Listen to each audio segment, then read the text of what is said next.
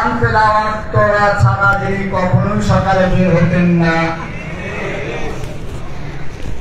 উলামায়ে কেরামদেরকে কারারুদ্ধ করে, সব আলেমদেরকে জেলবদ্ধ করে ইসলামকে ধ্বংস করার যিনি পায়তারা করেছিলেন, যার সম্পর্কে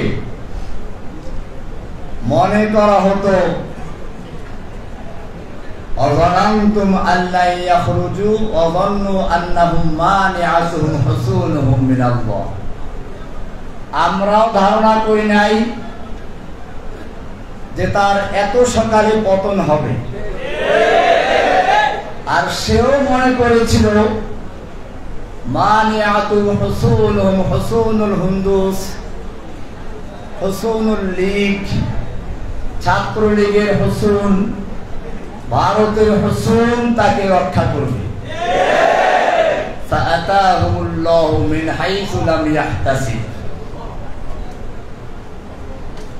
এমন ভাবে আল্লাহ রাব্বুল আলামিন তার পতন ঘটালেন যা সে কল্পনাও করতে পারে। আমার মনে পড়েছে আব্রাহা যখন খানায়ে কাবা ভাঙতে এসেছিল, তাকে ধ্বংস করার জন্য সে যেমন সবচেয়ে বড় প্রাণী নিয়ে আসলো, আল্লাহ তাকে ধ্বংস করার জন্য সবচেয়ে ক্ষুদ্র প্রাণী পাঠালেন ধ্বংস করার জন্য।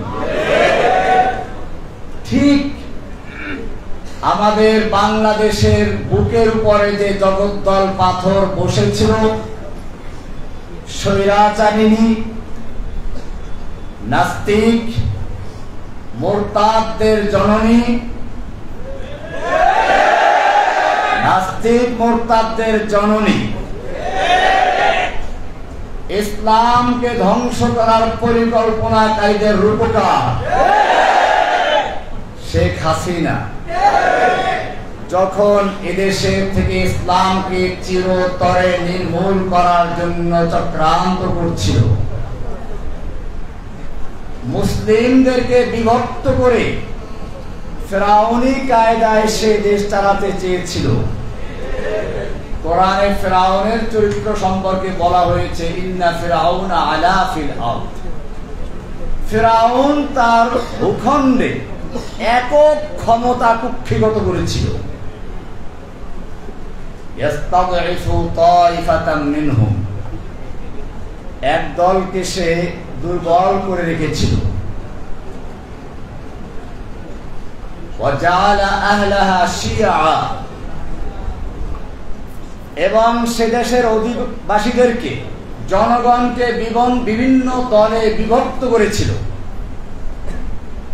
ঠিক একইভাবে এই বাংলাদেশের মুসলিমদেরকে, বাংলাদেশের জনগণকে বিভিন্ন দলে বিভক্ত করে ফেরাউনের মতো রাজত্ব করার জন্য পায়তারা করছিল।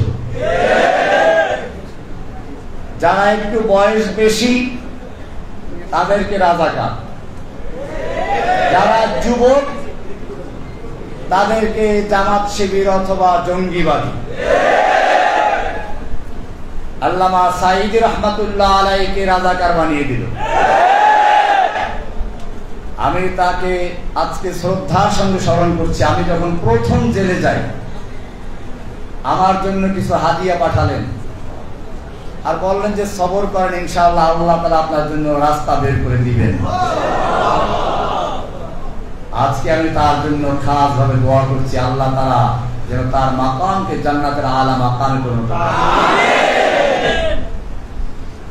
আমি বলছিলাম, এই ফেরাউন যখন বাংলাদেশের বুকে বসে পড়ল, আল্লাহ তাআলা তখন কোন বড় শক্তি দিয়ে তাকে ধ্বংস করেন নাই, বরং স্কুল কলেজের বাচ্চাদেরকে তার বিরুদ্ধে আবাবিল পাখি হিসেবে প্রেরণ করেছেন। আলাম তারা কাইফা ফাআলা রাব্বুকা বিআসহাবিল ফিল আলাম ইয়াজআল কাইদাহুম ফি তাদলিল, তাদের সব চক্রান্তগুলোকে ব্যর্থ করে দিয়েছেন। وأرسل عليهم طيرا أبابيل ঝাঁকে ঝাঁকে পাখি প্রেরণ করেছেন। আবাবিল মানে আসলে ঝাঁকে ঝাঁকে, তয়রান তো পাখি জানেন। আল্লাহ রাব্বুল আলামিন এই পাখি পাঠিয়েছেন স্কুল থেকে, পাখি পাঠিয়েছেন কলেজ থেকে, পাখি পাঠিয়েছেন বিশ্ববিদ্যালয় থেকে, পাখি পাঠিয়েছেন মাদ্রাসার থেকে, আলিয়া থেকে, কওমিয়া থেকে, ডান বাম, আলিয়া, কওমিয়া, স্কুল, কলেজ, এমনকি ইংলিশ মিডিয়ামের ছাত্র পর্যন্ত রাস্তা বের হয়ে এসেছে। এটাই বর্তমান সময়ের তয়রান আবাবিল। আল্লাহ আর একবার দেখালেন, জাআল হাক্কু ওয়া যাহাকাল বাতিল ইন্নাল বাতিলা কানা যাহুকা। ফিরআউন আয়ে, হামান আয়ে, জালিম জাবির সুলতান আয়ে, সবকো হুই রসওয়াই হাসিল। জাআল হাক্কু ওয়া যাহাকাল বাতিল ইন্নাল বাতিলা কানা যাহুকা। ফিরআউন আয়ে, নওফল আয়ে, कादिर नानक आए, कितने कितने शैतान आए, सबको हुई रसवाई हासिल।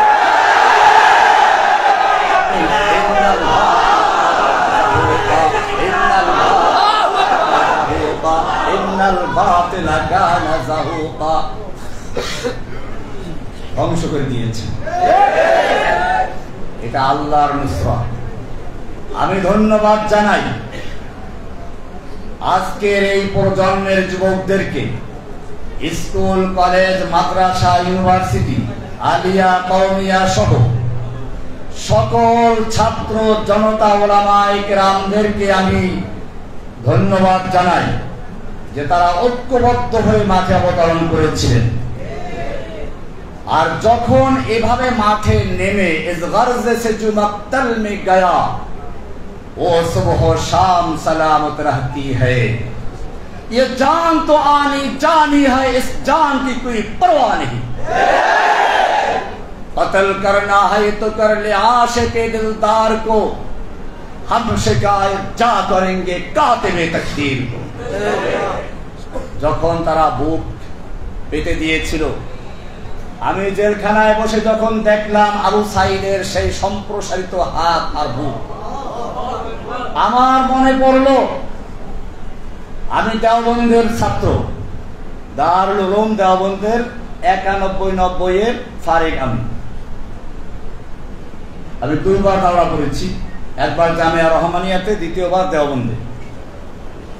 দারুল উলুম দেওবন্দের উস্তাদ শাইখুল হাদিস, শাইখুল ইসলাম হুসাইন আহমদ মাদানী রহমতুল্লাহি আলাইহি ইংরেজদের বিরুদ্ধে আন্দোলন করেছেন।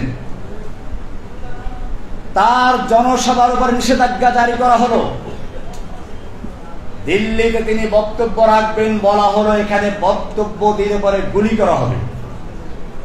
মাওলানা মাদানী রহমতুল্লাহি আলাইহি সেই ময়দানে গিয়ে উপস্থিত হলেন। তিনি ঘোষণা করলেন, আমি শুনেছি এই সাদা কুকুরের দল ঘোষণা করে দিয়েছে এখানে কোনো বক্তব্য দেওয়া যাবে না, যদি কেউ বক্তব্য দেওয়ার চেষ্টা করে তাকে গুলি করা হবে। আমি মাদানী হাজির হয়েছি, করো গুলি। এই বলে তিনি তার শেরওয়ানির বুতাম ছিঁড়ে দিয়েছিলেন। একটা লোকের সাহস হয় নাই তার বুকে গুলি করা। দীর্ঘ 2 ঘন্টা পর্যন্ত বক্তব্য রেখেছিলেন, যার শুরু করেছিলেন এভাবে, সাগামিরো গুরবাজিরো মোশেরা দেবাকুনি। সাগামিরো, সাগ আমির ফার্সি শব্দ, সাগ আমিরো গুরবাজিরো, গুরবা উজির, মোশেরা দেবাকুনি। সাগ মানে কুকুর, সাগ আমির, কুকুর হচ্ছে বাদশাহ, গুরবাজির মানে বিড়াল হচ্ছে মন্ত্রী। কুকুর বাদশাহ, বিড়াল মন্ত্রী। এমপি কারা? ইঁদুর। সাগামিরো গুরবাজিরো মোশেরা দেবাকুনি, ইচনি আরকানে দৌলত মুলকেরা বেরাকুনি। এই ধরনের যেখানে সংসদ বসে, যে সংসদের প্রধান হচ্ছে, প্রধানমন্ত্রী হচ্ছে কুকুর, মন্ত্রীগুলো হচ্ছে বিড়াল, এমপি গুলো হচ্ছে ইঁদুর, সেই সংসদ থেকে কোনো কল্যাণ আসতে পারে না, সেই সংসদ জাতিকে ধ্বংস করতে পারে। এভাবে তিনি দীর্ঘ 2 ঘন্টা পর্যন্ত বক্তব্য দিলেন।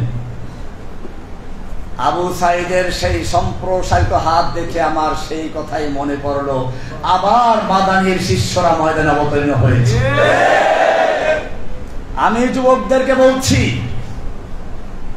আমার এই আওয়াজ সারা দুনিয়ায় ছড়িয়ে দাও।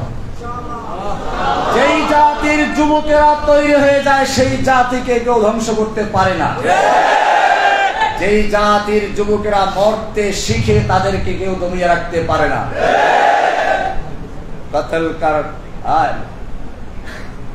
কতলে হুসাইন দর হकीकत মুরগে यजीद है, कत्ले हुसैन दर हकीकत मुर्गे यजीद है, इस्लाम जिंदा होता है हर करबला की बात। আবু সাইদ মরে নাই, হাসিনা মরেছে। আবু সাইদরা জীবিত রয়েছে, শহীদ হয়েছে, অমর রয়েছে।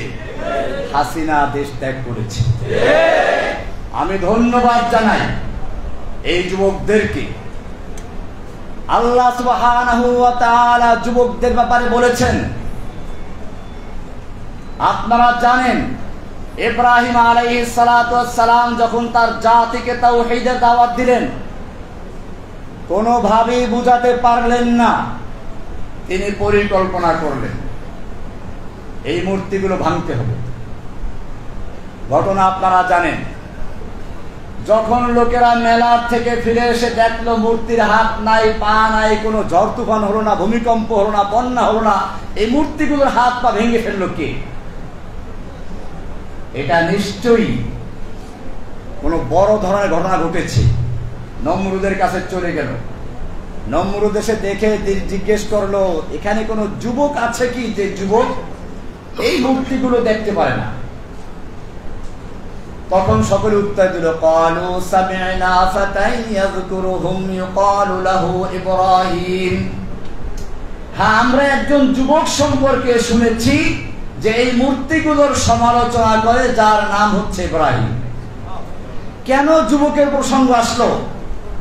নমরুদ বুঝতে পেরেছিল এই মূর্তি ভাঙ্গা পর্যন্ত শেষ নয়।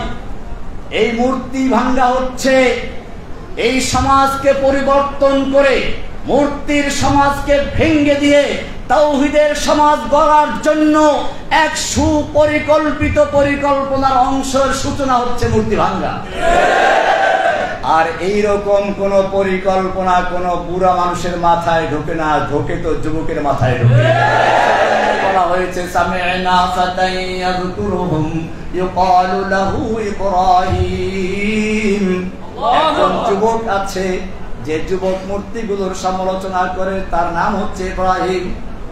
ইব্রাহিমের ইতিহাস আপনারা জানেন। আসহাবে কাহাফ সম্পর্কে আল্লাহ বলেছেন, ইন্নাহুম ফিতয়াতুন আমানু বিরাব্বিহিম। ইন্নাহুম ফিতয়াতুন, ওরা ছিল কতগুলো যুবক। কি ছিল? যুবক ছিল। আমানু বিরাব্বিহিম, তারা তাদের রবের উপরে ঈমান এনেছিল।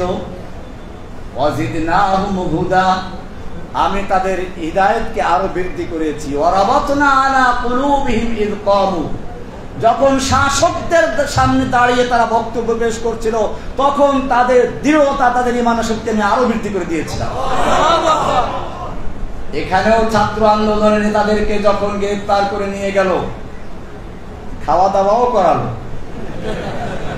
আমি ভয় পেয়ে গিয়েছিলাম যে এইখানেই শেষ হয়ে যায় কিনা, কিন্তু আবারও তারা প্রমাণ করলো, ওয়ারাবাতনা আলা কুলুবিহিম ইয ক্বামু, যখন তারা শাসকদের সামনে দাঁড়িয়েছিল, তখন আল্লাহ বলেন আমি তাদের অন্তরকে শক্ত করে দিয়েছিলাম, দৃঢ় মজবুত করে দিয়েছিলাম, যাতে করে তারা বাতিলের সামনে মাথা নত না করে।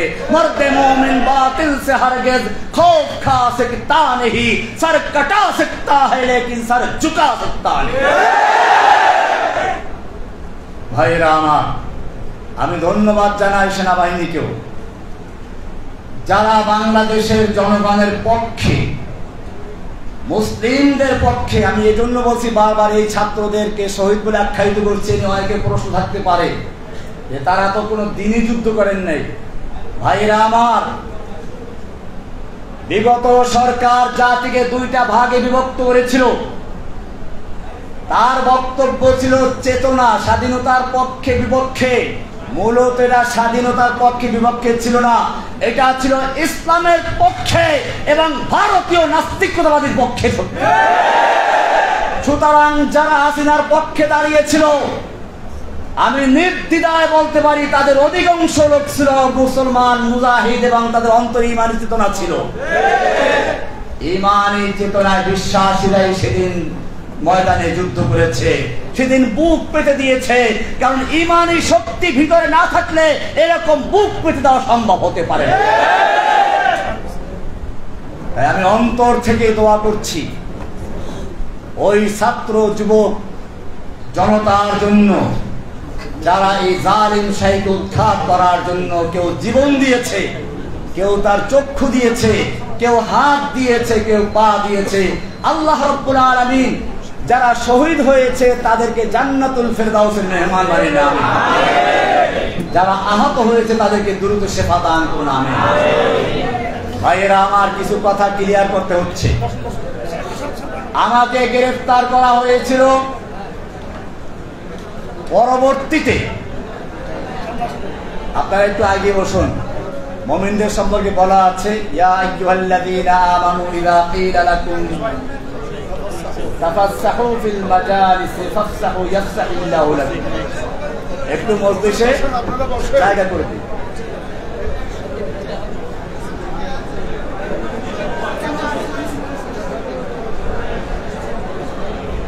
আমরা কথা না বলি। আমাকে গ্রেফতার করা হয়েছিল কেন, আজকে আপনাদের ভালো করে বুঝতে হবে। আমি কোন দলের লিডার ছিলাম না, দলের সদস্য ছিলাম না। সাংবাদিক ভাইদেরকে বলছি, আপনারা বিগত সরকারের পেটুয়া বাহিনী, পুলিশের মিথ্যা বিভ্রান্তকর কথা শুনে হয়তো ভুল করেছেন।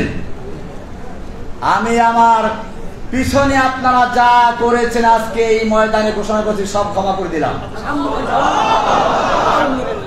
এখন আপনাদের ভালো করে বুঝতে হবে, জসিমউদ্দিন রহমানী কোন জঙ্গি অথবা অন্য কোন দলের সদস্য নয়, নেতা নয়, গুরু নয়, আধ্যাত্মিক নেতাও নয়।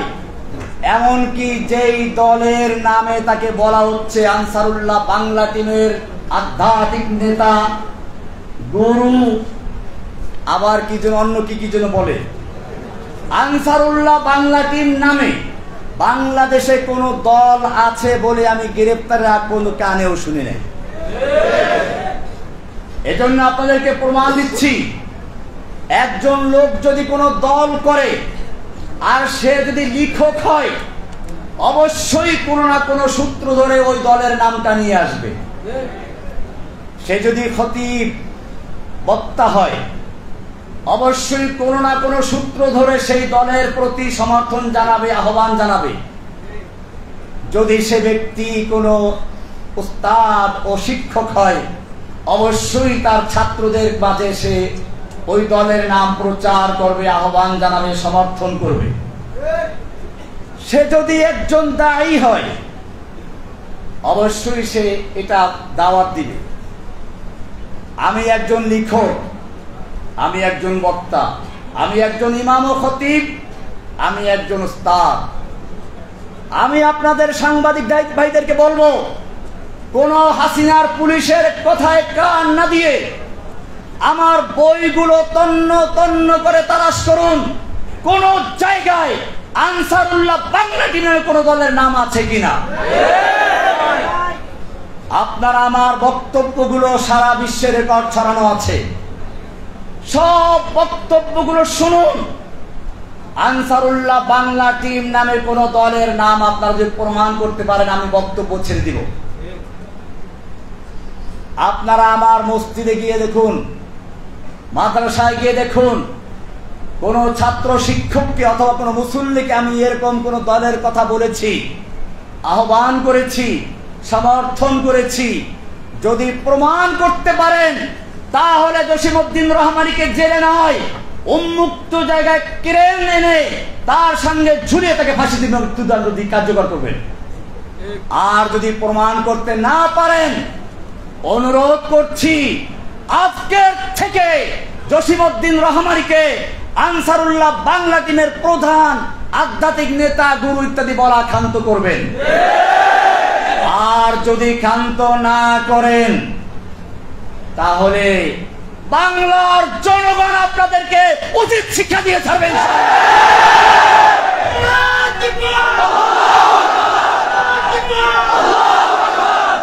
ভাইরা আমার, আজকে বাংলাদেশ থেকে ইসলামকে নির্মূল করার চক্রান্ত করা হয়েছিল। শিক্ষা সিলেবাসের মাধ্যমে স্কুল কলেজের ছাত্রদেরকে বানরের বাচ্চা বানাবার চক্রান্ত করা হয়েছে। শুধু তাই না, আলেম ওলামাদেরকে কলঙ্কিত করার চেষ্টা করা হয়েছিল। শাইখুল হাদিস ইবনে শাইখুল হাদিস আল্লামা মামুনুল হক, ছাত্র জীবন থেকে আমার বন্ধু মানুষ, তাকে নিয়ে কি নাটক করেছিল আপনারা জানেন।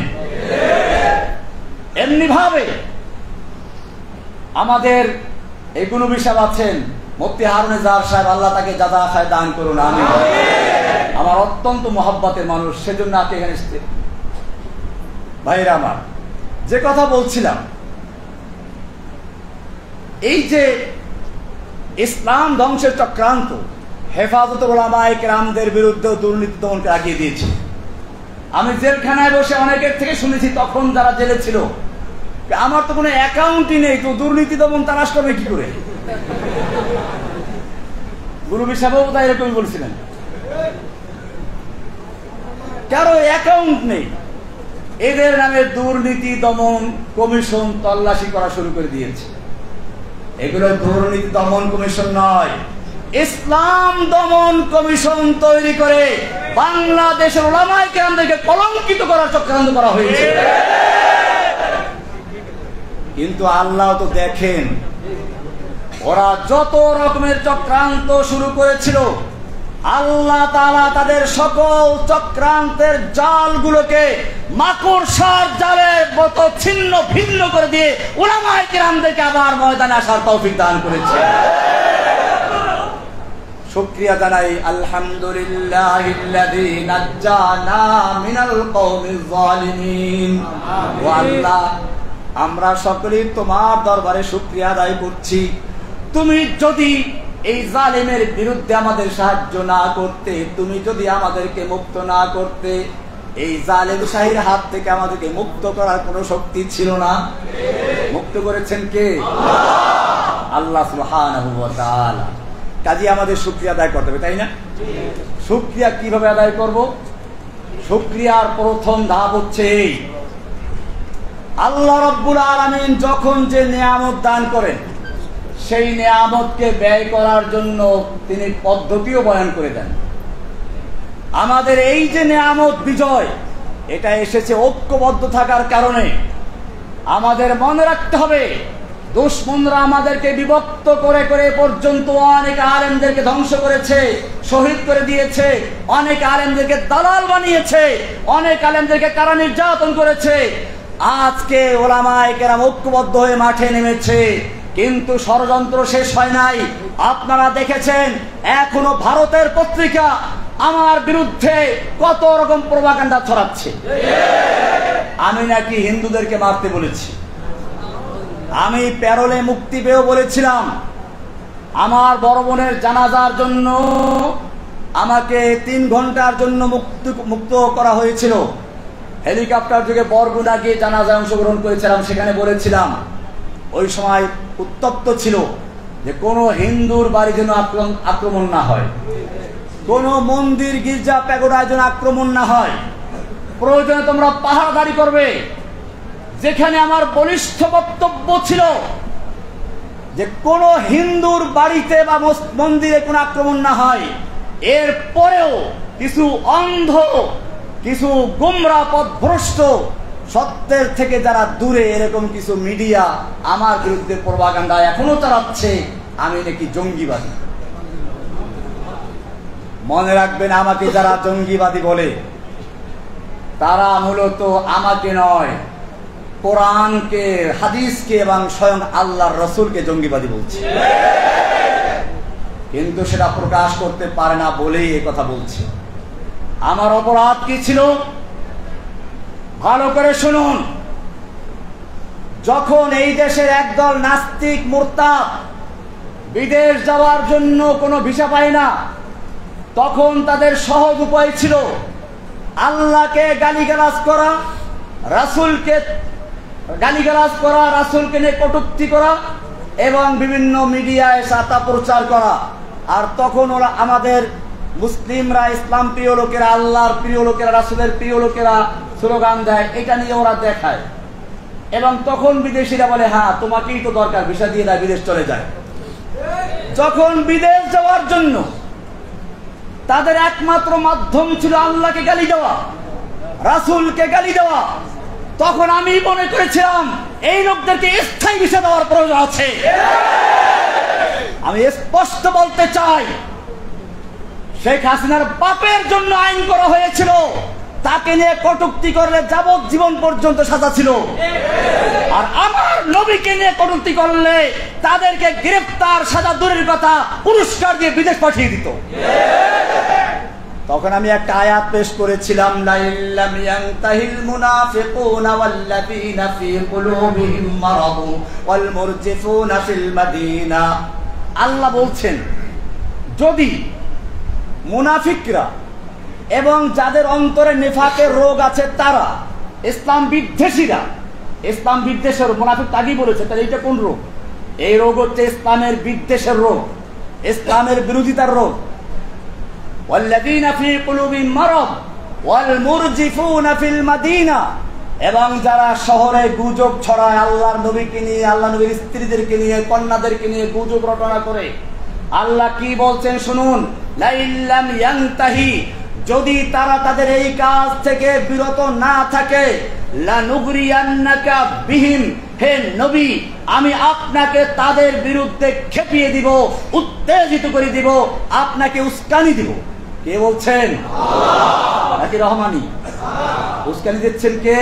আল্লাহ। লানুগরিয়ান্নাকা বিহিম সুম্মা লা ইউজাবিরুনাকা ইল্লা কালিলা, অতঃপর তারা আপনার প্রতিবেশী হয়ে আপনার দেশে আর থাকতে পারবে না, একেবারে বিদেশ পাঠাই দেওয়া হবে। সুম্মা লা ইউজাবিরুনাকা ইল্লা কালিলা, অল্প কিছু থাকতে পারবে। মালউনিন, যে কয়দিন থাকবে সে কয়দিনও থাকবে তার অভিশপ্ত হয়ে। এরপরে কি বলছেন শুনুন, কান খুলে শুনুন, চোখ দিয়ে দেখুন, অন্তর দিয়ে বুঝুন। সাংবাদিক ভাইদেরকে বলছি, যদি মুসলিম হয়ে থাকো, মুসলিম ঘরের সন্তান হয়ে থাকো, কোরআন বিশ্বাস করো। কোরআন এরপরে কি বলছে শুনো, রহমানি বলে নাই, সূরা আহজাব 33 নম্বর সূরা 61 নম্বর আয়াত, 60 নম্বর আয়াত, 61 নম্বর আয়াত। আল্লাহ বলছেন, যদি তারা বিরত না থাকে, আইনামা সুকিফু, মারুফ না মাজহুল? মাজহুল কাকে বলে? মা লাম ইউসাম্মা ফাইলুহু, যার ফাইল উল্লেখ থাকে না, অর্থাৎ যে কেউ করবে। পরিষ্কার দেখুন কোরআনে আল্লাহর বর্ণনার ভঙ্গিমা দেখুন, তরজ তরিকা দেখুন। আস-সারিকু ওয়াস-সারিকাতু ফাকতাউ আইদিয়াহুমা, চোর চুরনি যদি চুরি করে তাদের হাত কেটে দাও, মারুফের সিগা। কারণ এটা রাষ্ট্র করবে। কে করবে? এটা ব্যক্তিগত বিষয় না, চুরি করলে আপনি হাত কাটতে পারবেন না।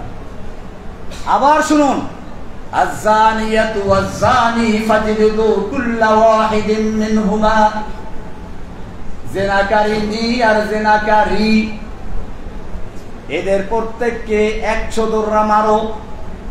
তোমরা মারো মানে রাষ্ট্র, মারুফের সিগা। এই ধারায় এখানে কি হওয়া উচিত ছিল? মারুফের সিগা হওয়া দরকার ছিল, কিন্তু এখানে মারুফ আসে না, কি এসেছে? প্যাসিভ এসেছে, অ্যাক্টিভ নয়। কি বলা হচ্ছে? আইনামা সুকিফু, ওদেরকে যেথায় পাওয়া যাবে, সংসদে পাওয়া যাক, রাস্তায় পাওয়া যাক, পত্রিকা অফিসে পাওয়া যাক, অথবা কোনো নেতা নেত্রীর বাসায় পাওয়া যাক, এমনকি যদি তাদেরকে সেনাবাহিনীর ক্যাম্পেও পাওয়া যায়, আইনামা সুকিফু, ওদেরকে যেখানেই পাওয়া যাবে, উখিযু, পাকড়াও করা হবে না আখাযু, উখিযু মারুফ না মাজহুল, অ্যাক্টিভ না প্যাসিভ? কেন বলা হলো? এইটা করার জন্য রাষ্ট্র লাগবে না, যে পাবে সেই কাজটা করতে পারবে। আইনামা সুকিফু, ওদেরকে যেখানেই পাও তোমরা, পাওয়া যাবে, উখিযু, ওদেরকে পাকড়াও করা হবে। বলে তারপরে কি করা হবে? জেলে দেওয়া হবে। কি না জেল না ওদের জন্য? ওয়াকুতিলু তাকতিলা, ওদেরকে কেটে টুকরো টুকরো করে ফেলো। কে বলেছেন? ওয়াকুতিলু তাকতিলা।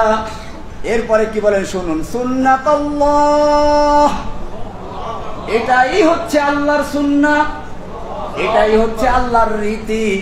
সুন্নাতাল্লাহিল্লাযীনা ক্বাদ খালাউ মিন ক্বাবলিকুম, তোমাদের পূর্বে যারা অতিবাহিত হয়েছে তাদের জন্য এই রীতি আল্লাহর ছিল। ওয়ালান তাজিদা লিসুন্নাতিল্লাহি তাবদীলা, কিয়ামত পর্যন্ত আল্লাহর এই রীতিতে, আল্লাহর এই নীতিতে তুমি কোনো তাবদীল পাবে না, পরিবর্তন পাবে না। 33 নম্বর সূরা 60 এবং 61 নম্বর আয়াত শুধুমাত্র রেডি করলাম। আয়াতটা কার? কোরআন কি জিনিস? আল কোরআনু কালামুল্লাহ। কোরআন কি? কোরআন কোন মাখলুক নয়, আল্লাহর কালাম। সুতরাং আল্লাহ নিজে বলছেন, আমি শুধুমাত্র এই আয়াতটা রেডি করেছিলাম, তারপরও পরিষ্কার আমি কোনো দল গঠন করি নাই, আমি কাউকে মারতেও বলি নাই, আমি আয়াতটা শুনিয়ে দিয়েছি, এর উপরে বই লিখেছি। আমার নামে মামলা হলো বলগার রাজীব হায়দার হত্যা মামলা। এই মামলাটা দ্রুত বিচারে নিয়ে আসা হলো। সাংবাদিক ভাইদের উদ্দেশ্যে বলছি, ভালো করে শুনুন। ওই মামলার রায় হয়েছিল 2015 সালের 31শে ডিসেম্বর। ডিসেম্বর মাসে জজ কোর্ট বন্ধ থাকে, কিন্তু আমাদের ওই কোর্ট খোলা ছিল। সারা দিন ব্যাপী কোর্ট চলতো, সন্ধ্যার সময় কোর্ট চলেছে। এরপরে রায় দেওয়া হলো। ওই রায়ের 285 রায়ের কপির 285 নম্বর পৃষ্ঠায় স্পষ্ট লেখা আছে, এই মামলার আসামি তখন ওই যে শাহবাগের আন্দোলনকে কেন্দ্র করে আমাদেরকে শিবির বলা হয়েছিল, জামাত বলা হয়েছিল। দেখে এগুলো পায় না, পরে আনসারুল্লাহ বানানো হলো। ওইখানে লেখা আছে রায়ের কপিতে, এই আসামিগণ এমন কি দিয়ে রেখেছে আমার কথা, জসিমউদ্দিন রহমানীকে যদিও শিবির অথবা আনসারুল্লাহ বাংলা টিনের আধ্যাত্মিক নেতা, গুরু ইত্যাদি বলা হয়েছে, কিন্তু এটা রাষ্ট্রপক্ষ প্রমাণ করতে সম্পূর্ণ ব্যর্থ হয়েছে। জজ কোর্ট থেকে কপিটা বের করুন, সাংবাদিকদেরকে বলছি, বের করে দেখুন সেখানে কি লেখা আছে। আদালতের রায়ের মাধ্যমে স্পষ্ট হয়েছে রহমানী কোনো দলের সাথে সম্পৃক্ত নয়।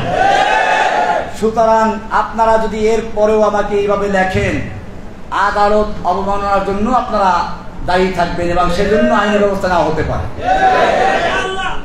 কাজেই এই বিষয়গুলো স্পষ্ট করতে হবে।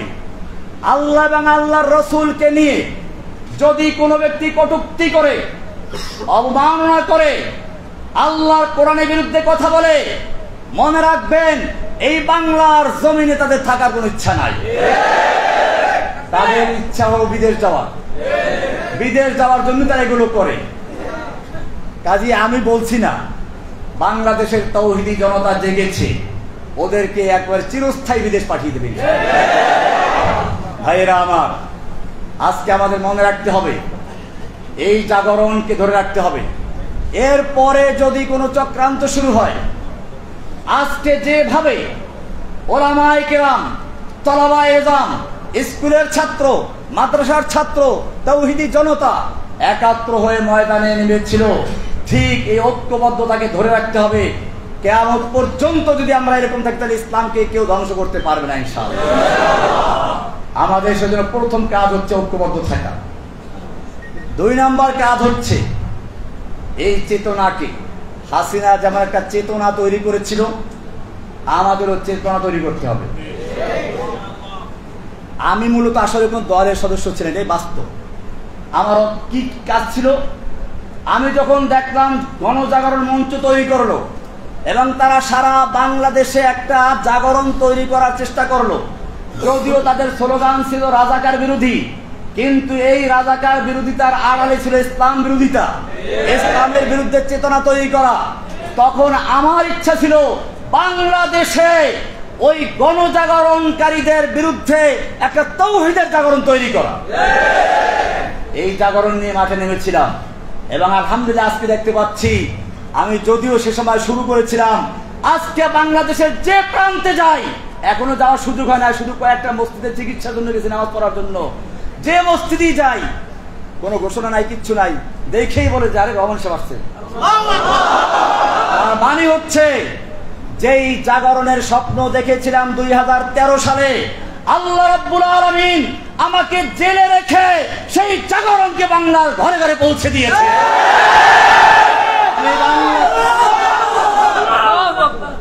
আমি বাংলাদেশের প্রতিটি জনগণকে, তাওহীদি জনতাকে বলবো, এখন আমাদের একই কাজ, अब हमारा एक ही काम इंतकाम इंतकाम।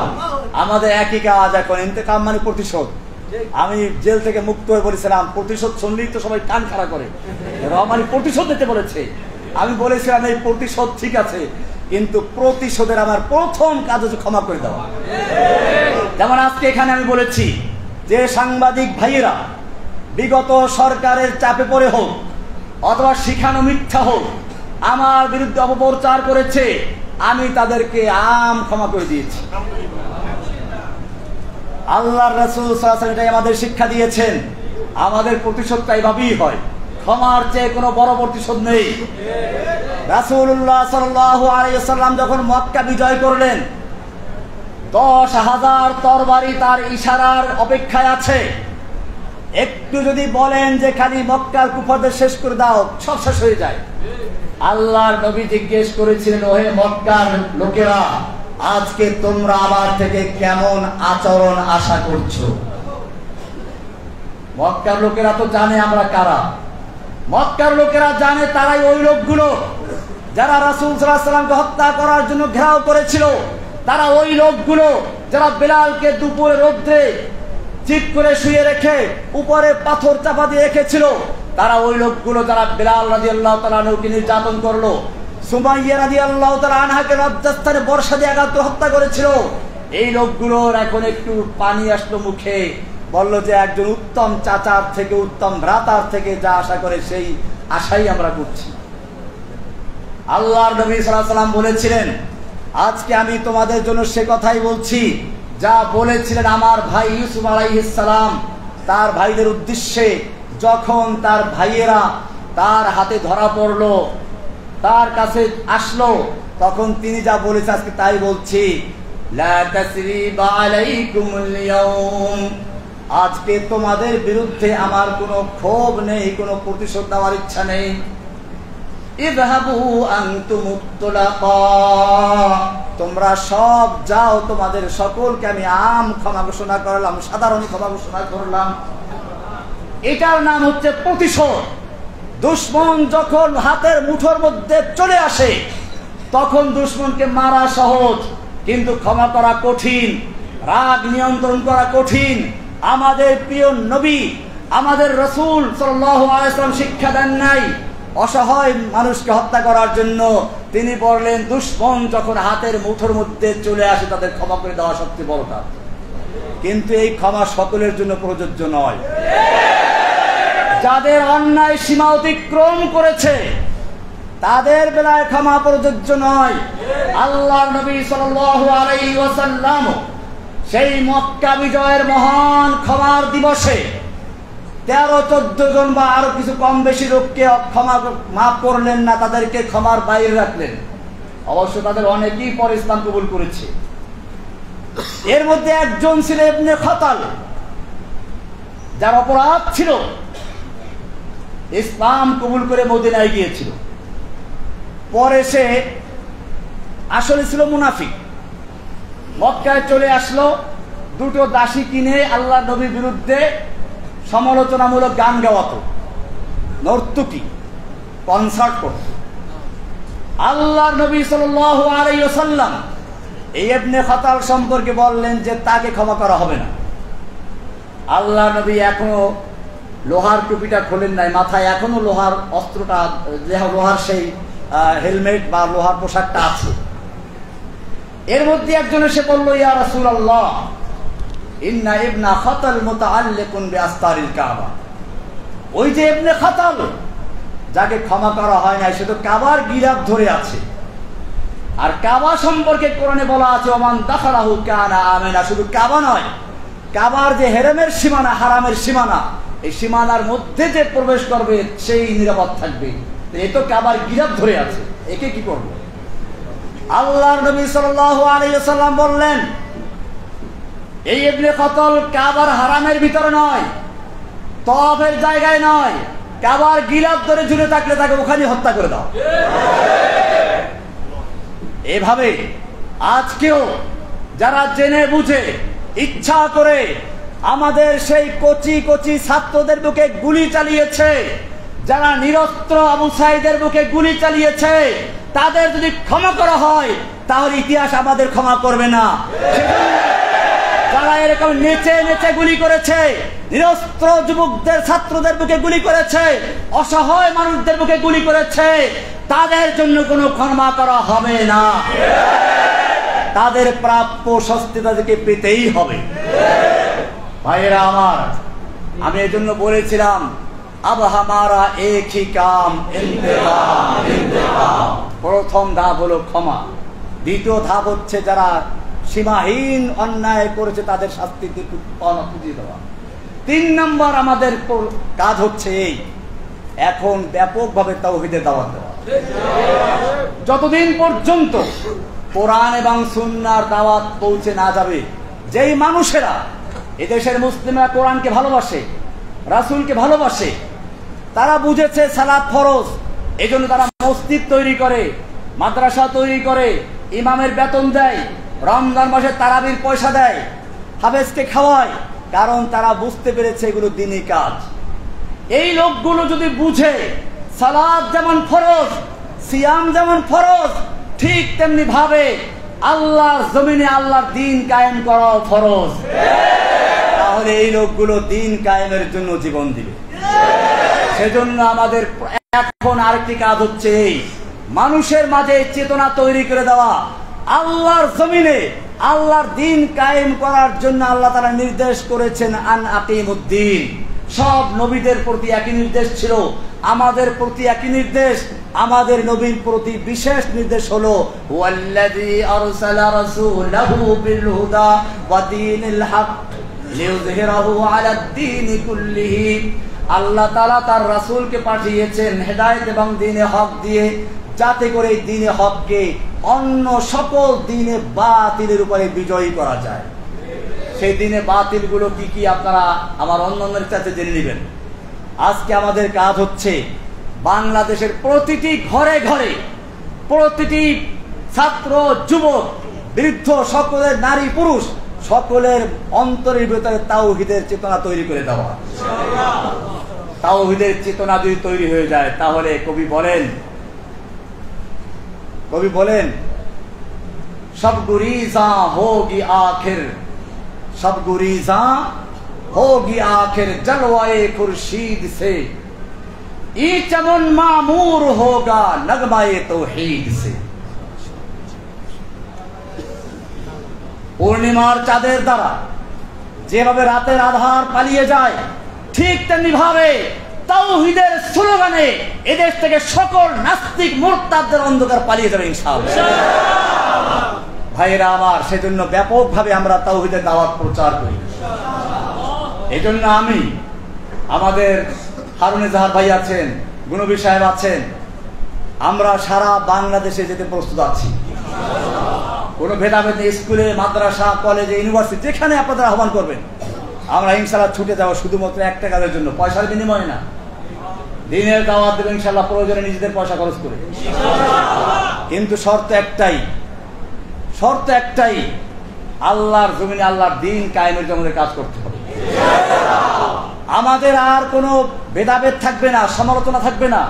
আমাকে অনেকভাবে কালারিং করার চেষ্টা করা হয়েছে। আমি স্পষ্ট বলতে চাই, আমি যখন প্রথম তাওহীদে দাওয়াত দেই, হ্যাঁ আমাদের কওমি উলামাদের দেওবন্দিদের মধ্যে কিছু বেদাত যে নাই তা না, আমি স্পষ্টই বলি এটা। আমি সেগুলো তুলে ধরি, তাই বলে আমাকে আহলে হাদিস বলা দেওয়া হলো। আমি কি আহলে হাদিস? আমার ছাত্র জীবন কেটেছে লালবাগ মাদ্রাসায়। কোথায়? লালবাগ। কোন জামিয়া কোরআনে আরাবিয়া কোন আহলে হাদিস মাদ্রাসা?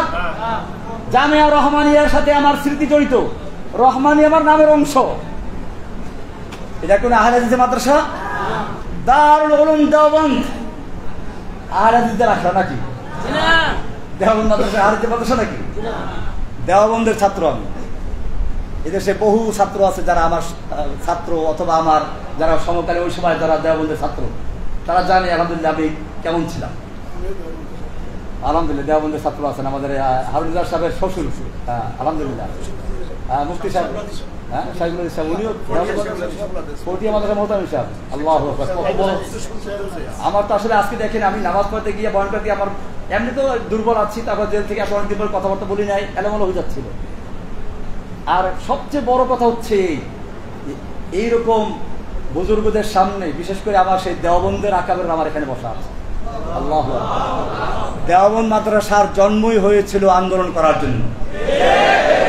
আপনারা জানেন ডক্টর টমসন একজন ইংরেজ ঐতিহাসিক, তিনি লিখেছেন যে ইংরেজরা ওলামায়ে কেরামদেরকে এমন হত্যা করেছিল, দিল্লির চাঁদনি চক থেকে খয়বর পর্যন্ত এমন কোন গাছ ছিল না যেই গাছের প্রত্যেকটা ডালে ডালে একজন আলেমকে ফাঁসি দিয়ে ঝুলানো হয়েছিল।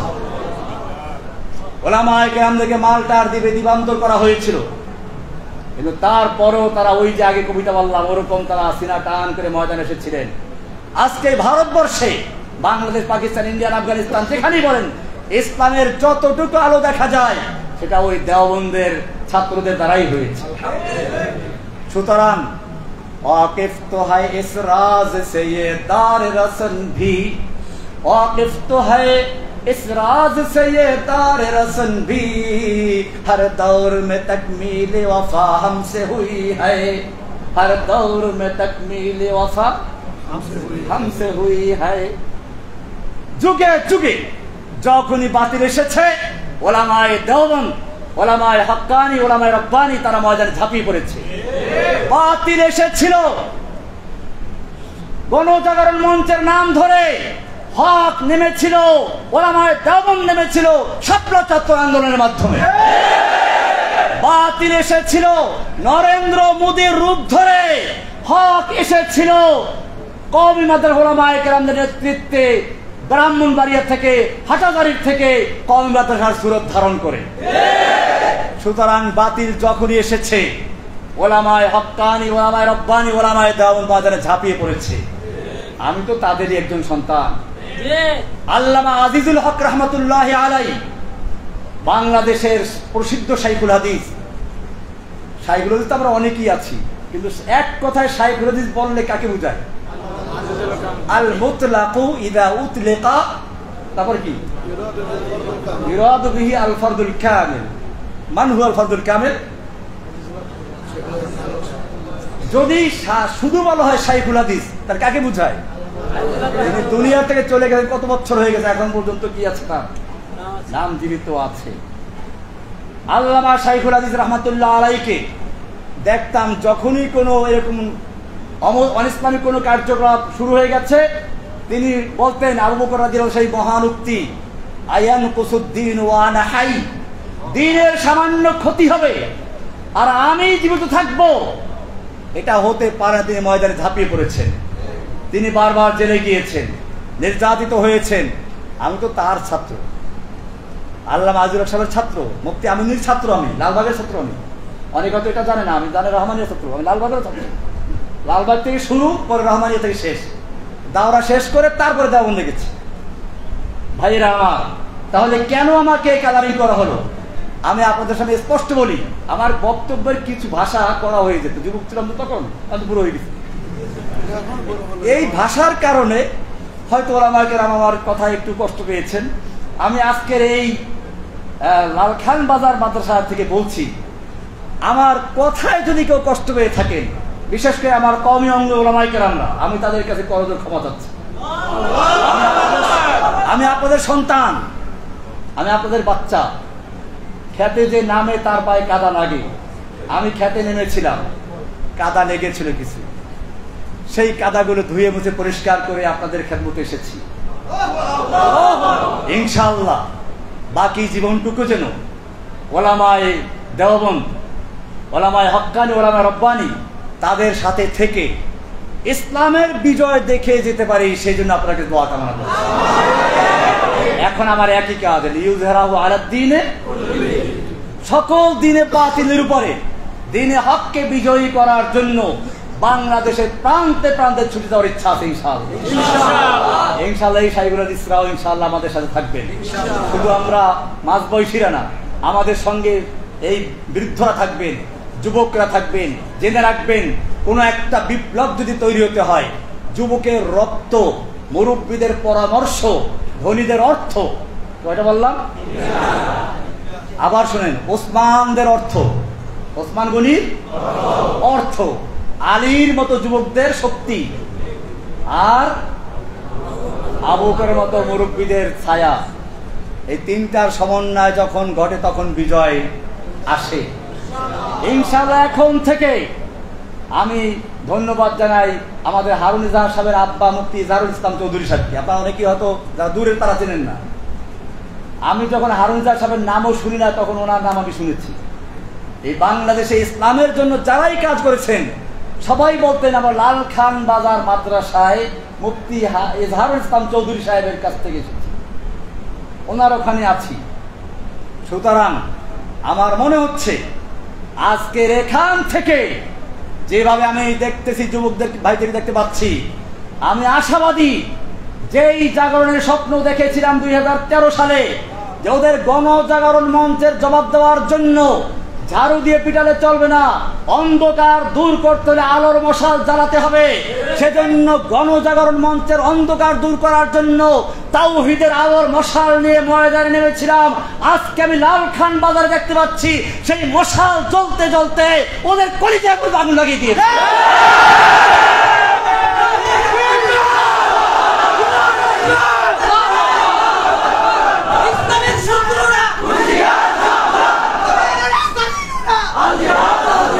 সুতরাং যখন আমাকে আহলে হাদিস বলে প্রচার করা হলো, তা দিয়ে কাজ হলো না।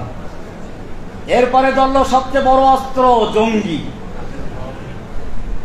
এই জঙ্গি শুধু আমাকে নয়, যেই কোন ইসলামের জাগরণ তৈরি করার মতো কোন প্রোগ্রাম নিয়ে মাঠে এসে তাকে জঙ্গি বলা হয়েছে।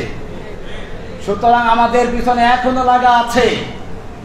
এখন থেকে যদি আমাকে বা অন্য কাউকে, যে কোনো আলেমকে যদি কোনো তকমা দেওয়া হয়, যদি কোনো রকম অপবাদ দেওয়া হয়, সেটা হোক মামুনুল হক, হোক হারুন ইজহার, হোক জসিমুদ্দিন রহমানি, হোক গুনবী, হোক আলী হাসান উসামা, হোক রফিকুল ইসলাম মাদানী, এরকম আরো যাদের নাম না জানা আছে, আপনারা প্রত্যেকটা আলেমের পক্ষে ঢাল হয়ে ইনশাআল্লাহ তাদেরকে বাঁচাবার রক্ষা করবেন। আপনারা সেই ঢাল, আপনারা সেই যুবক যারা রাসূল সাল্লাল্লাহু আলাইহি সাল্লামকে উহুদের ময়দানে তিনি একা হয়ে পড়েছেন, তীর তরবারির আঘাত আসছে, সাহাবায়ে কেরাম নিজেদের বুকটাকে ঢাল স্বরূপ পেতে দিয়েছেন। আমি চাই বাংলাদেশের ছাত্র জনতা যারা পুলিশের গুলির সামনে নিজের বুক পেতে দিয়েছ, আবারও যদি কোনো আলেমের উপর আক্রমণ আসে, কোনো আলেমকে জেলে ঢুকাবার চক্রান্ত করা হয়, তোমাদের সে বুকের তাজা রক্ত মাঠে অবতরণ করতে হবে। अब हमारा एक ही काम ভাইরা আমার, এই ময়দানে যদি অবতরণ হন, জেনে রাখবেন তারা মরে না, মরে না। ওই জন্য বলছিলাম কতলে হুসাইন দর হাকিকত মরগে यजीद है, ইসলাম জিন্দা होता है हर करबला के बाद। সুতরাং কোন বাতিলের রক্তচক্ষুকে ভয় না পেয়ে আমাকে দুইবার ক্রস ফায়ার দেওয়ার জন্য নেওয়া হয়েছে। আমি জেলখানার কোনো ইতিহাস বলতে চাচ্ছি না, ওটা আমার মধ্যে আল্লাহর মধ্যে থাকবে। কিন্তু আমার সবচেয়ে বাধা লেগেছিল, আপনাদের শোনা দরকার এটা। আমাকে বলা হয়, রহমানী সাহেব কথা তো অনেক বলেছেন, অনেক শক্তি দেখিয়েছেন, আল্লাহ আপনাকে দেখে না, আল্লাহ ব্যস্ত আছে। কোরআনে বলা, শোনেন কি বলে, শোনেন নাউযুবিল্লাহ, পরে বলেন, শোনেন কি বলে। তারা বলতে চায় কোরআনে আছে ওই যে ইয়াসআলুহু মান ফিস সামাওয়াতি ওয়াল আরদি কুল্লু ইয়াউমিন হুয়া ফি শান, কয় যে আল্লাহ তো এখন ব্যস্ত আছে। শান মানে তারা ব্যস্ত বুঝাইছে, যে আল্লাহ তো এখন ব্যস্ত আছে। সানাফুরুগু লাকুম আইয়ুহাস সাকালান, আল্লাহ আমাদেরকে ছেড়ে দিয়েছেন ধরবো, তো যখন ধরবে তখন বুঝবে। এখন তো আমরা আপনাকে ধরছি, এখন আমরা যা করি আল্লাহ আমাদের ধরবে না। চিন্তা করেন কোরআন কি কত অপব্যাখ্যা করছে। এটা নিশ্চয়ই কোন শয়তান ওদেরকে শিক্ষা দিয়েছে। আমি তখন প্রতিবাদ করেছিলাম, এরপরে আমাকে ক্রস ফায়ার দেওয়ার জন্য নিয়ে গেল। আমি আপনাদেরকে বলছি, আমাকে যখন ক্রস ফায়ার দেওয়ার জন্য নিয়ে যাওয়া হলো, চোখ বাঁধা, হাতে হ্যান্ডকাপ লাগানো, আমার মনে হচ্ছিল আমি এই এখনই, পাখি যেমন উড়াল দেওয়ার আগে হালকা হয়ে যায়, বিমান যেমন আকাশে উড়ার আগে হালকা হয়ে যায়, এখনই উড়বে, ঠিক তেমনি ভাবে আমি আল্লাহর কাছে এক্ষুনি চলে যাবো, যাওয়ার জন্য উদ্গ্রীব ছিলাম। কেন করে না গুলি, দেরি সহ্য হচ্ছে না, এমন একটা আশা নিয়ে অপেক্ষা করছিলাম। আমি মনে করি তখন যদি আমাকে গুলি করা হতো, হয়তো আমার মাঝে আর আল্লাহর সাথে সাক্ষাতের মাঝে শুধুমাত্র গুলিটাই ব্যবধান থাকতো। কাজে ভয় পাওয়ার কোনো কারণ নেই, কারণ নেই।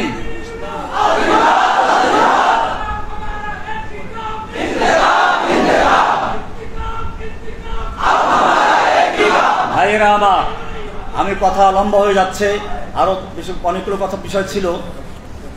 আর কোন জরুরি বিষয় আছে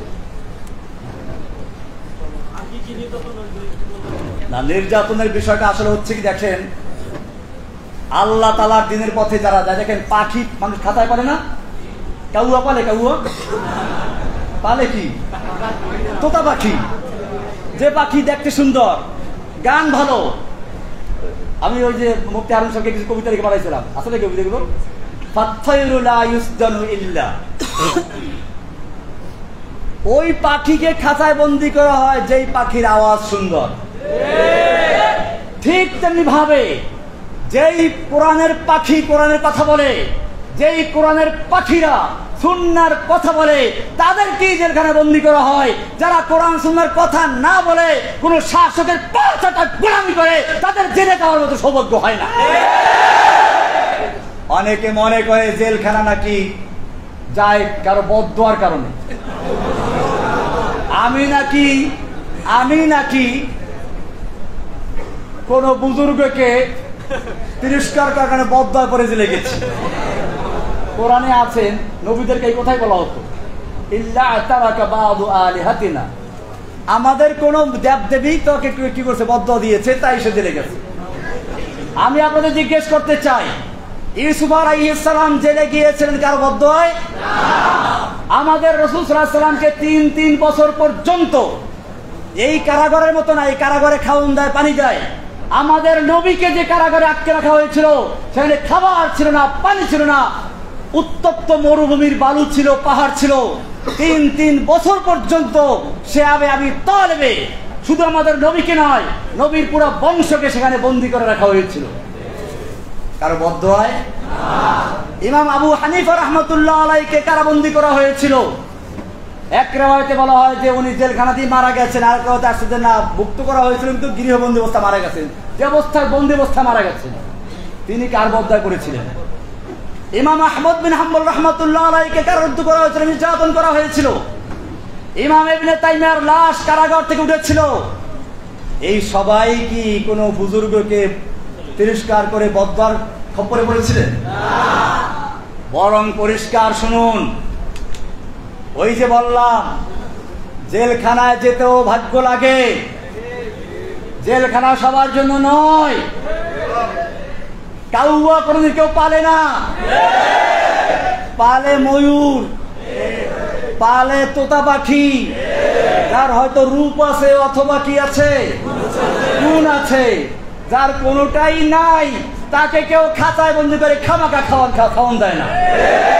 ঠিক তেমনি ভাবে যেই পাখির গলায়, যে আলেমের গলায় কোরআনের আওয়াজ থাকে না, যেই আলেমের গলায় ইকামতে দ্বীনের কথা থাকে না, যেই আলেমের গলায় নাস্তিক মুরতাদদের বিরুদ্ধে কথা থাকে না, যে আলেমদের গলায় আল্লাহর জমিনে আল্লাহর দ্বীনকে বিজয়ী করার স্বপ্ন থাকে না, সেই আলেমদেরকে জেলখানায় নেওয়ার কোনো প্রয়োজন হয় না।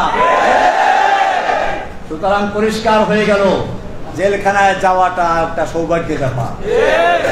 আপনারা একটু দেখেন না, এখন চোখ বুলে জেলখানায় কারা গেছিল বাংলাদেশে। অতীত ইতিহাস দরকার নাই।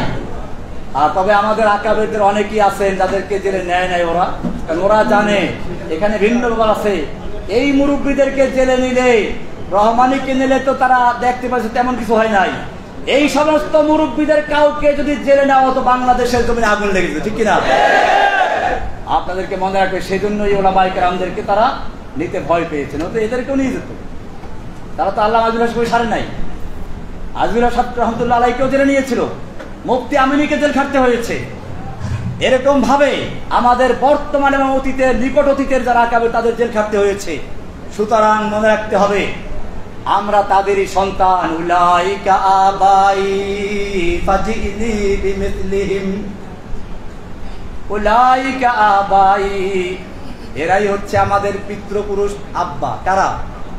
আমাদের আব্বা ইমাম আবু হানিফা রাহমাতুল্লাহ আলাইহি, আমাদের আব্বা কে? ইমাম আহমদ বিন হাম্বল রাহমাতুল্লাহ আলাইহি, আমাদের আব্বা ইমাম ইবনে তাইমিয়া রাহমাতুল্লাহি আলাইহি, আমাদের আব্বা হোসেন আহমদ মাদানী, কাসিম নানতুবি, মাহমুদ হাসান দেওবন্দি রাহমাতুল্লাহ আলাইহিম আজমাইন, আমাদের আব্বা আল্লামা আজিজুল হক রাহমাতুল্লাহ আলাইহি, আমাদের আব্বা আমিনী রাহমাতুল্লাহি আলাইহি, আমিনীর আব্বা, আমাদের আব্বা হযরতের কি নাম ধরো, হাদিসের ওস্তাদ যারা বসে আছেন, হ্যাঁ, মুফতি ইজহারুল ইসলাম চৌধুরী, মুফতি হাবিবুর রহমান কাসিম, মাশাআল্লাহ কাসিমি, হ্যাঁ, শামসুদ্দিন জিয়া, আল্লাহু আকবার, নাম তো আমার অনেক আগের থেকে মুখস্থ আছে, আজকে ভাবর দেখতে পাচ্ছি। জিয়া আলো, আল্লাহ রাব্বুল আলামিন আমাদের শামসুদ্দিন জিয়া দামাত বরকাতুল আলিয়া, আমাদের কাসিমি সাহেব, এই সমস্ত বড় বড় আকাবেরদের ছায়াকে আরো দীর্ঘায়িত করুন, আমিন। তাদের নেতৃত্বে, তাদের জীবদ্দশায় আল্লাহ তাআলা এই বাংলাদেশে ইসলামের রাজ কায়েম করার তৌফিক দান করুন। আমি আর দীর্ঘায়িত করতে চাচ্ছি না। আল্লাহ তাআলা আমাদের সকলকে দিনের জন্য কবুল করুন। আমি মূলত আসলে খুবই অসুস্থ। দেখেন, আজকে আমি এই কদিন মধ্যে কিন্তু বসে নামাজ পড়তে হয়েছে, কারণ আমার হাঁটু ব্যথা খুব বেশি। তো আমাদের মুরব্বী হারুনিজা সাহেবের আব্বা বললেন যে এই মুসাল্লায় অনেক বড় বড় আকাবেররা ইমামতি করে গেছেন। আমি বলে, আপনি কি আমাকে আদেশ করছেন নামাজ পড়াবার জন্য? হ্যাঁ। আমি তাহলে আল্লাহু আকবার। আমি কিন্তু আগে বলেছিলাম যে আমি নামাজ পড়াবো না, নামাজ পড়াবো অন্যের জন্য, কিন্তু আলহামদুলিল্লাহ এরপরে দেখলাম নামাজ পড়াবার সময় হাঁটুর ব্যথা কোনো খবরই ছিল না। ফরজটা শেষ হওয়ার পরে অবশ্যই কিছুটা ফিরে আসছে আবার, কিন্তু যতক্ষণ আমি ফরজ সালাতে ছিলাম অতক্ষণ পর্যন্ত আমার হাঁটুর কোনো ব্যথাই অনুভব হয়নি। এটা আমি একটা চাক্ষুষ দেখলাম এই মাত্র। আমি এরকম আল্লাহকে অনেক দেখে সাহায্য করছি, কারাগারে অনেক দেখেছি। আমি সেইগুলো বলে সময় নষ্ট করতে চাচ্ছি না। আমি আপনাদের কাছে দোয়া চাচ্ছি যে আল্লাহ সুবহানাহু ওয়া তাআলা যেন আমাকে যেখান থেকে ফিরে এনেছেন, বাকি জীবনটুকু যেন আমি আল্লাহর এই নিয়ামতের শুকরিয়া আদায় করে শাহাদাতের মৃত্যু বরণ করে ফেলার তৌফিক দান করুন। আমি আপনাদের জন্য দোয়া করি, আল্লাহ তাআলা আপনাদেরকেও দ্বীনের জন্য যেভাবে মুসআব বিন উমাইর এর মতো যুবক, হ্যাঁ, এরকম যুদ্ধের ময়দানে কত যুবকদের খবর আছে, খেজুর খাচ্ছেন, হ্যাঁ, আর বল বাহ ভাই এতগুলো খেজুর খেতে বলে তো আমি জান্নাত চলে যাই, কি দেরি হয়ে যাবে? রাসূল সাল্লাল্লাহু আলাইহি ওয়াসাল্লাম প্রশ্ন করেন, ইয়া রাসূলুল্লাহ, এই আমার যৌবন, এই আমার সুন্দর চেহারা, আমি যদি আল্লাহর রাস্তায় যুদ্ধ করতে করতে শহীদ হয়ে যাই, আল্লাহ কি দিবেন? আল্লাহ তাআলা রাসূল সাল্লাল্লাহু আলাইহি ওয়াসাল্লাম বলেন জান্নাত পেয়ে যাবে, জান্নাত। তিনি মনে করলেন একটু কোমরটা সোজা করে নেই, কয়েকটা খেজুর বের করলেন, খেলেন, দুই তিনটা খেয়ে ফেলে দিলেন, যে এতগুলো খেজুর খেতে গেলে আমার জান্নাতে যেতে দেরি হয়ে যাবে। তরবারি নিয়ে যুদ্ধে লেগে গেলেন। পূর্ণিমার চাঁদ যেরকম কালো মেঘের ভিতরে ঢুকে গায়েব হয়ে যায়, ঠিক তেমনি ভাবে এই আলোক উজ্জ্বল তরুণ যুবক তরবারি হাতে নিয়ে হাসি মুখে এগুচ্ছে, কাফেরদের ভিড়ে ভিড়ে ঢুকে গেছে। সাহাবায়ে কেরাম বলেন, যুবক কোথায় যাচ্ছ? তুমি তো কাফেরদের ভিড়ে ঢুকে গেছো, ফিরে আসো। তিনি বলছেন, না, আমাকে যেতে দাও। তার ঠোঁটে রক্ত, মাথায় রক্ত, রক্ত ঝরছে, ঠোঁটে হাসি আছে, আমাকে যেতে দাও। আমি উহুদ পাহাড়ের দিক থেকে জান্নাতের সুগন্ধি পাচ্ছি। যুদ্ধ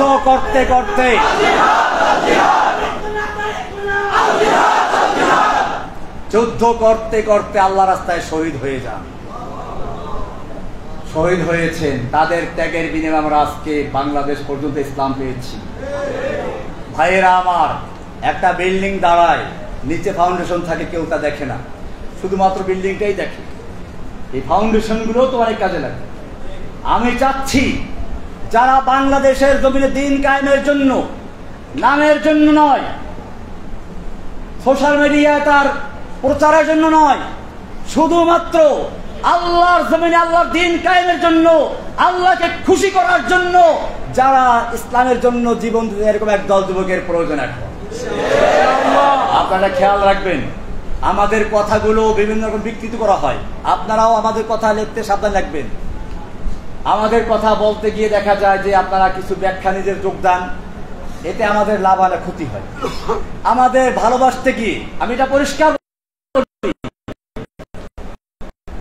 আমাদের উলামায়ে কেরামদের মধ্যে কোনো বিভেদ নাই।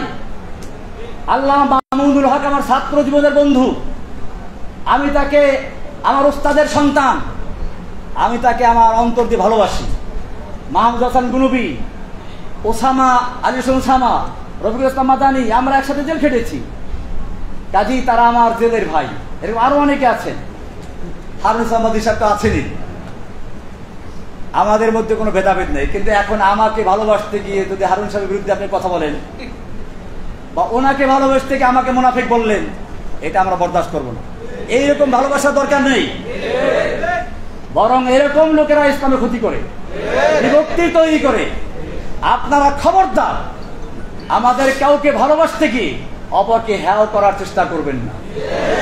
বরং আপনারা আমাদের মুখ থেকে যদি কোনো সময় কোনো ভুল কর্মে কারো সমালোচনা বের হয়েও যায়, আপনারা বলবেন, আমাকে বলবেন যে আরে উনি তো আপনার খুব প্রশংসা করেছে। ওই যে শেখ সাদির কবিতা আছে, শেখ সাদির দরবারে একজন কবি এসে চরমভাবে তাকে, শেখ সাদির কবিতাটা এক বাদশার দরবারে একজন কবি বাদশার সমালোচনা করে কবিতা তৈরি করেছে।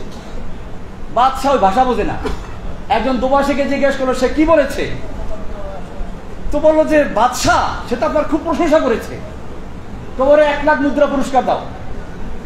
আর একজন ছিল, সেও বুঝছে, স্যার ও তো আপনার প্রশংসা করে সমালোচনা করেছে, এ মিথ্যা বলেছে। না, ওকে পুরস্কার দাও, তোমার এই, তুমি বুঝছি তুমি সত্যি বলেছো, তোমার এই সত্যের চেয়ে ওর মিথ্যা আমার কাছে বেশি ভালো লাগছে। এটা বলার উদ্দেশ্য হচ্ছে এই, আপনারা সত্য কথা হলো অনেক সময় দুইজন মিথ্যা বলা যায় আছে, ওই সত্য যা দুইজন মধ্যে গন্ডগোল লাগায় তার চেয়ে ওই মিথ্যা অনেক ভালো। কাজে খাবেন, কোন আলেমদের কাছে গিয়ে বলবেন না যে অমুক আপনাকে এই সমালোচনা করেছে, আবার বিরুদ্ধে বলেছে। খবরদার, আমরা সকলেই ভাই, আমরা সকলেই ভাই, আমাদের মধ্যে কোনো ভেদাভেদ নাই। এটা খুব খেয়াল রাখবেন।